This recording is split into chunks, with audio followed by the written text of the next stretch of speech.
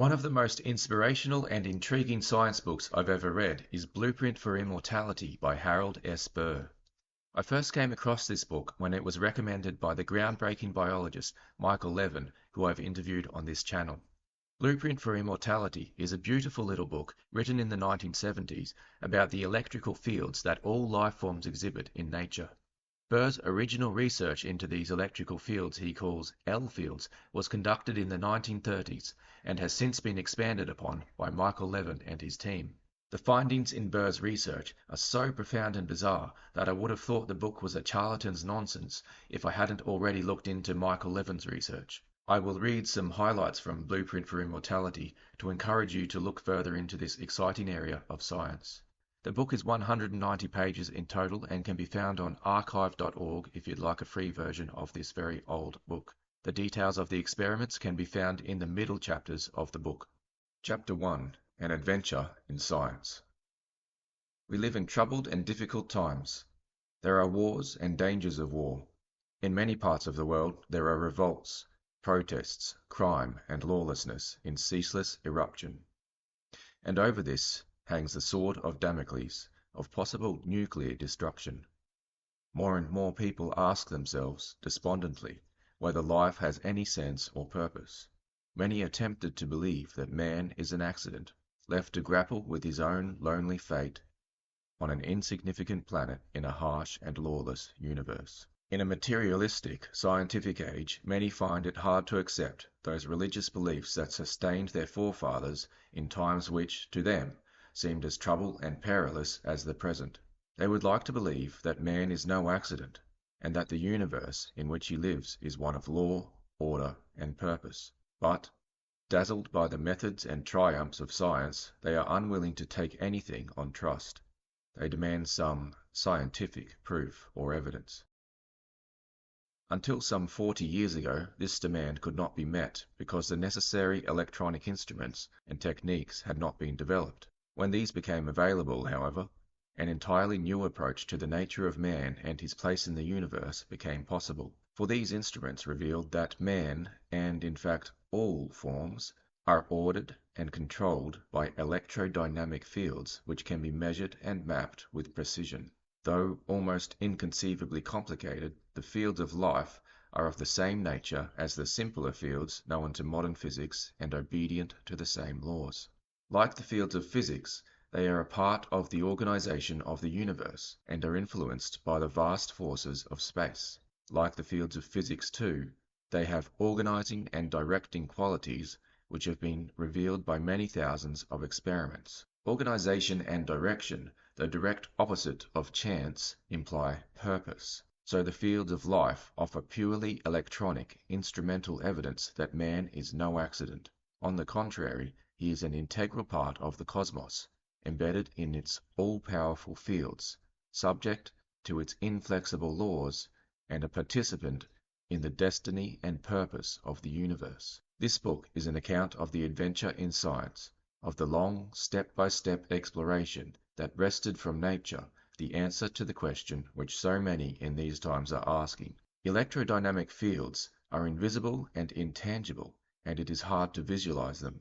But a crude analogy may help to show what the fields of life, L fields for short, do and why they are so important. Most people who have taken high school science will remember that if iron filings are scattered on a card held over a magnet, they will arrange themselves in the pattern of the lines of force of the magnet's field. And if the filings are thrown away and fresh ones scattered on the card, the new filings will assume the same pattern as the old. Something like this, though infinitely more complicated, happens in the human body. Molecules and cells are constantly being torn apart and rebuilt with fresh material from the food we eat. But, thanks to the controlling L field, the new molecules and cells are rebuilt as before and arrange themselves in the same pattern as the old ones. Modern research with tagged elements has revealed that the materials of our bodies and brains are renewed much more often than was previously realized. All the protein in the body, for example, is turned over every 6 months, and in some organs, such as the liver, the protein is renewed more frequently. When we meet a friend we have not seen for 6 months, there is not one molecule in his face which was there when we last saw him. But thanks to his controlling L field, The new molecules have fallen into the old familiar pattern, and we can recognize his face. Until modern instruments revealed the existence of the controlling L fields, biologists were at a loss to explain how our bodies keep in shape through ceaseless metabolism and changes of material. Now the mystery has been solved. The electromagnetic field of the body serves as a matrix or mold which preserves the shape or arrangement of any material poured into it, however often the material may be changed. When a cook looks at a jelly mold, she knows the shape of the jelly she will turn out of it. In much the same way, inspection with instruments of an L field in its initial stage can reveal the future shape or arrangement of the materials it will mold. When the L field in a frog's egg, for instance, is examined electrically, it is possible to show the future location of the frog's nervous system, because the frog's L field is the matrix which will determine the form which will develop from the egg. And there's an illustration on page 61. Inspection of L fields is done with special voltmeters and electrodes, to be described shortly, which reveal different patterns or gradients of voltages in different parts of the L field. To return to the cook. When she uses a battered mold, she expects to find some dents or bulges in the jelly. Similarly, a battered L field, that is, one with abnormal voltage patterns, can give warning of something out of shape in the body, sometimes in advance of actual symptoms. For example, malignancy in the ovary has been revealed by L field measurements before any clinical sign could be observed. Nature keeps an infinite variety of electrodynamic jelly molds on her shelves, with which she shapes the countless different forms of life that exist on this planet. L fields have been detected and measured, not only in men and women, but also in animals, trees, plants, seeds, eggs, and even in one of the lowest forms of life, slime molds. Of these L fields, those of trees can tell something that others cannot, because trees do not move about, live to a great age, and can be hitched up to recording instruments for long periods of time. For many years, a maple tree in New Haven and an elm in Old Lyme were continuously connected to recording voltmeters, something which obviously cannot be done with men and women. These long records showed that the L fields of trees vary not only with sunlight and darkness, but also with the cycles of the moon, with magnetic storms, and with sunspots. If such extraterrestrial forces can influence the relatively simple L fields of trees, we would expect them to have even greater influence on the more complex L fields of men and women, and there is evidence that they do. These sturdy Connecticut trees, then, have helped to answer the question which philosophers have disputed for centuries, and which many ask so anxiously today. For they have shown that life on this planet is not isolated from the universe, but a part of it, susceptible to those irresistible forces that exert their influence across the vast distances of space. In men and women, L field voltages can be measured by placing one electrode on the forehead and the other on the chest or the hand. Alternatively, the index finger of each hand is dipped into bowls of saline solution connected to the voltmeter. In special cases, voltage readings may be taken by applying the electrodes to some specific organ or part of the body. In trees, the electrodes are in contact through salt bridges with the cambium layer, one about 2 feet above the other. These voltage measurements have nothing to do with the alternating electrical currents which doctors find in the heart and the brain. They are pure voltage potentials which can yield only an infinitesimal amount of direct current. That is why L fields could not be detected before the invention of the vacuum tube voltmeter, which requires virtually no current for its operation. An ordinary voltmeter needs so much current to swing the needle that it would drain away the L field potentials and make any reading useless, if not impossible. Among the physical events which can be predicted by measuring the voltage gradients is the precise moment of ovulation in a woman. This is because ovulation is preceded by a steady and substantial rise in voltage. L field measurements are not only useful in diagnosing local conditions, they can also be used to assess the general state of the body as a whole. For these pure voltage differences, independent of any current flow or changes in skin resistance, reveal the state of the whole human force field.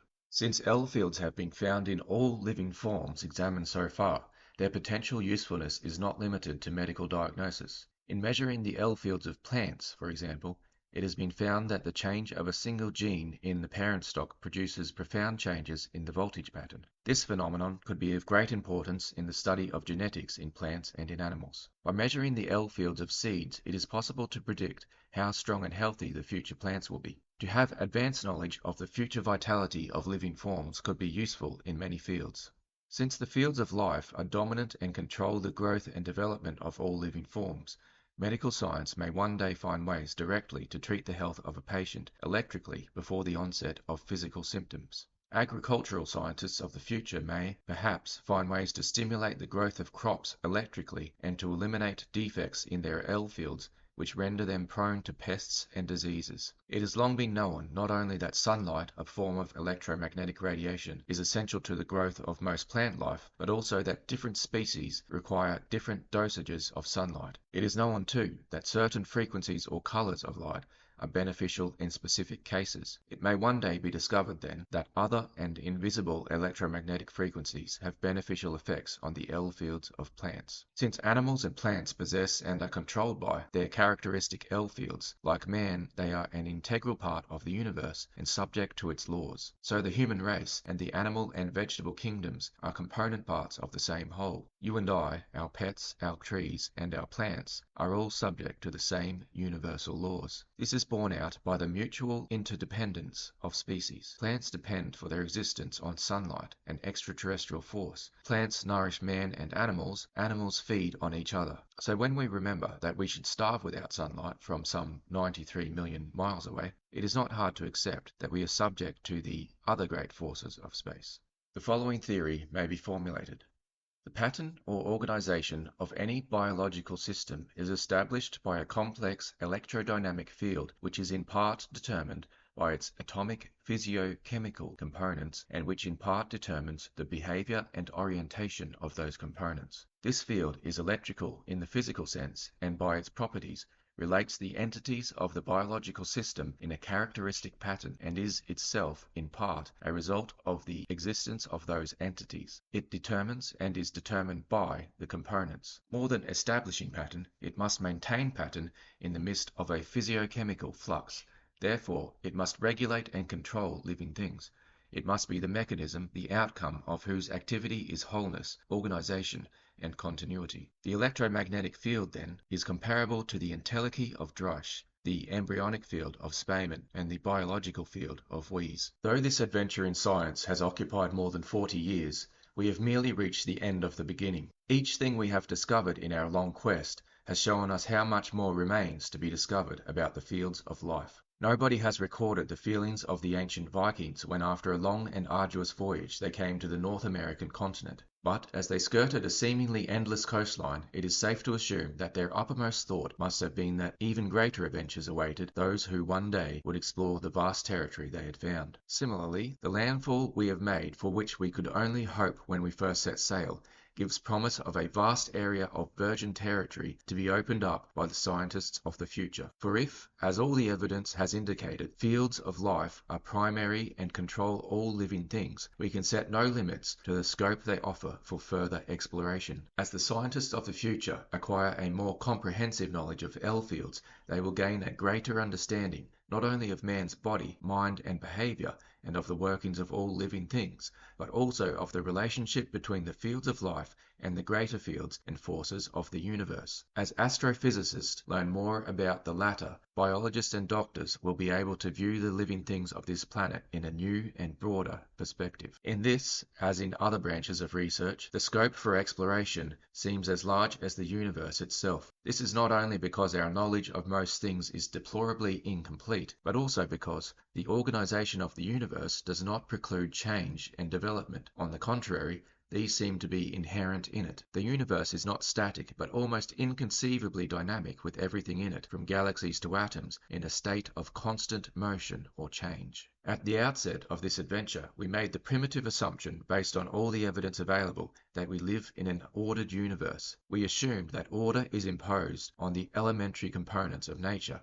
whether particle or wave, by means of definite arrangements or patterns of organization which persist in time and which we can identify. We recognize these as permanent elements in the environment. We recognize trees and plants, birds and beasts, monkeys and man. If these patterns did not persist, any description of the things we see would have no continuity. On the other hand, we have only to look around to observe that no particular design, pattern, or arrangement of parts ever appears at the outset full-blown or in its final form. There is always a developing process. The acorn grows and develops into an oak tree, never into a fig tree. It is obvious, therefore, that the laws of nature do more than develop a pattern. They also determine the steps by which the pattern evolves, grows, and develops. In other words, there is nothing fixed about the universe. It is a growing, active system. It is a far cry from the most elementary living forms to the highly complex systems which have evolved from them. There is a great gap between the simple elements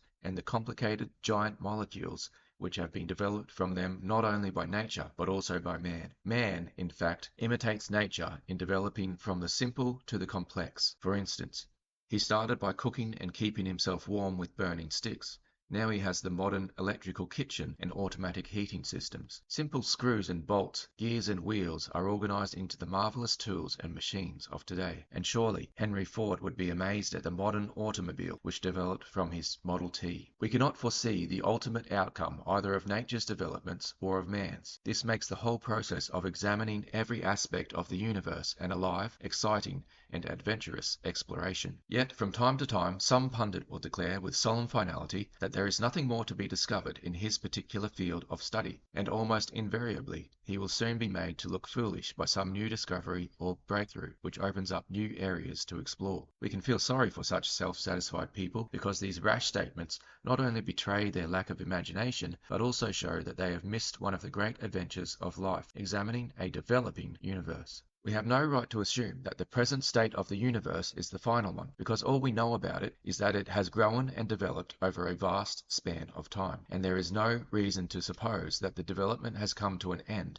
with our present environment. We cannot know the final end of growth and development, but at least we can be quite certain that it has an ultimate goal. It is doubtful, however, whether this ultimate goal is a fixed and final one. More likely, the goal itself develops with time. Perhaps the present is always molding the future, for it is impossible to imagine that any of the material units of our environment are in final form, because everything we know is developing and growing towards a more perfect realization of the operation of the basic laws of the universe. While we can make effective use of our growing knowledge of these laws, we have no way of predicting what the ultimate outcome will be. In exploring a developing universe, science's basic aim and problem is to determine the origin of its design. Science now knows a lot about the design itself, but how it started is still shrouded in mystery. This central problem of science is of prime importance, not for mere academic reasons, but because if we could know more about the origin of the universe, we might know more about how to conduct ourselves and our affairs. At the present time, in the hope of solving that mystery, we are spending billions of dollars exploring space. The techniques which have made such explorations possible are almost beyond description. It is certainly a miraculous development, which may yield products of practical utility to mankind, and which, for this reason, is quite possibly worth the money spent on it. But so far, it has contributed little to man's understanding of the world in which he lives, and, as far as the basic problem of science is concerned, we are no wiser than we were before the Russians launched the first Sputnik into space. The origin of the universe still eludes us. Perhaps it always will. In the meanwhile, however, we can learn more about something no less important, the forces which control the unfolding of the design of the universe through growth and development. Of these, the fields of life are perhaps the most amenable to further study because, as has been shown in the preceding pages, they exist in all living forms so far examined and can be measured with great precision in controlled and repeatable experiments. L fields, therefore, offer us a new scientific approach to some of the methods used by nature to execute her designs. By studying these methods, we can hope to learn more about the designs themselves, even if we remain unable to solve the great mystery of their origin. We can hope, too, to gain a greater understanding of how the designs fit into the pattern of the larger designs of the universe, for, as we noted in the first chapter, L fields by their very nature must be influenced by the all-powerful fields of the cosmos, and must therefore be an integral part of its overall design. When the ancient Greeks posed the question, why is it that an acorn always grows into an oak tree and not into a fig tree? They hit on the central problem of biology, which remained unsolved until modern instruments made it possible to measure the fields of life. It had long been obvious to many biologists, of course, that evolution in general, and particularly the evolution of the nervous system, have had direction towards some ultimate end. One does not have to know very much about the human nervous system to realize that evolution has developed a responding system which is unique and which has the capacity for a high degree of discrimination. If we consider the different levels of control of behavior, it becomes clear that much of our behavior is quite automatic, determined by the inherited pattern of the nervous system. This is true not only of the neuromuscular mechanisms, but also of those chemical activities of the body. It is exciting to reflect that life and the universe are not static but active, evolving and searching for better ways to do things. And it is fortunate for mankind that there are no hard and fast answers to the problems of humanity. On the contrary, man has infinite scope to learn more about nature's laws and to apply them to a better understanding of human behavior. The experimental findings recorded in these pages are the first stepping stones on a long journey into the unknown, guideposts for further adventures in science. They indicate that the universe is an ordered system, the human organism an ordered component. Law and order prevail from the biggest to the smallest, and to suggest that there is any chaos is merely to display our lack of information. In short, the universe has meaning, and so have we. Though we do not understand it, the meaning is there. The continuing adventure of science and of ourselves is to seek through the field concept an ever greater understanding of the changing, growing meaning of life.